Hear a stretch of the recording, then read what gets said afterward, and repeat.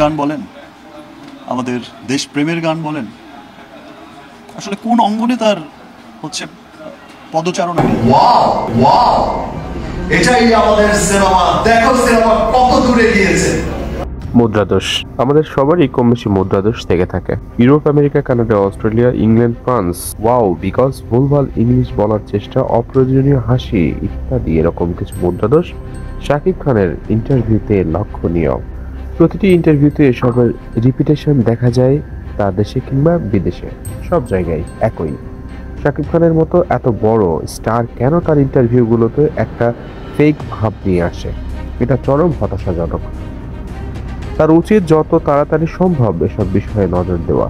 ব্যবসায়িক এবং তার সিনেমার মান উন্নত হওয়ার কারণে তাকে এখন সব সময় দেশি বিদেশি মিডিয়ার সামনে আসতে হতো। এসে যদি ফেক ভাব নিয়ে অনন্ত জলিলের মতো কথাবার্তা বলতে থাকে তাহলে তো হলো না ভাই। বরবাদের ফার্স্ট লুক প্রকাশের অনুষ্ঠানে দেখলাম শাকিব মোবাইলে মনোযোগ সহকারে তাকিয়ে আছে। পরে একটা ভিডিওতে দেখলাম স্ক্রিনে অনেক বড় বাংলা লেখা। আমার মনে হয় তার স্পিচগুলো কেউ লিখে দেয়। তাহলে যে লিখে দেয় ও কি এসব মুদ্রাদোষ লিখে দেয়? আমার মনে হয় না। নাকি শাকিব খান নিজে থেকেই এমন ভঙ্গিমা করে বা এমন করে? যদি লিখে দেয় এসব লেখকদের বিতাড়িত করা দরকার। আর সে যদি নিজ থেকে নিয়ে আসে তাহলে তার কথাবার্তায় আরো সংযত হওয়া দরকার। এমন কিছু পরিচিত সাংবাদিক তার আশেপাশে সব সময় থাকে, কিন্তু এরা মনে হয় না তার কোনো উপকারে আসে। এরা তাদের নিজেদের স্বার্থে ইয়েস ম্যান হিসাবে কাজ করে যাচ্ছে। বরং তার উচিত একটা শিক্ষিত মার্জিত ম্যানেজার রাখা, যে তাকে গাইড করবে এবং ভুল ত্রুটি ধরিয়ে দিবে। আর যখন বিদেশি কোনো মিডিয়ার সাথে ইন্টারেকশন করবে তার উচিত বাংলাতেই বলা এবং সাথে ট্রান্সলেটর রাখা। এটা দোষের কিছুটা ভাই। চাইনিজ, কোরিয়ান কন্টেন্টে দেশ বিদেশের সব জায়গায় ছড়িয়ে গেছে। আপনারা হয়তো জানেন যে এর বেশিরভাগ অ্যাক্টররাই তাদের নিজস্ব ভাষা ছাড়া কথা বলতে পারে না বা বলেও না।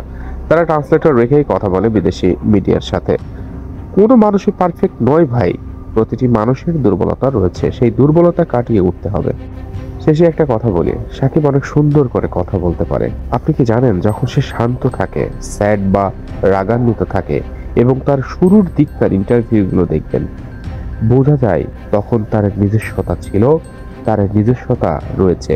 কিন্তু যখন থেকে সে একাই বাংলার নির্ভরযোগ্য নায়ক হয়ে উঠল তার মধ্যে ফেকনেস লক্ষণীয়।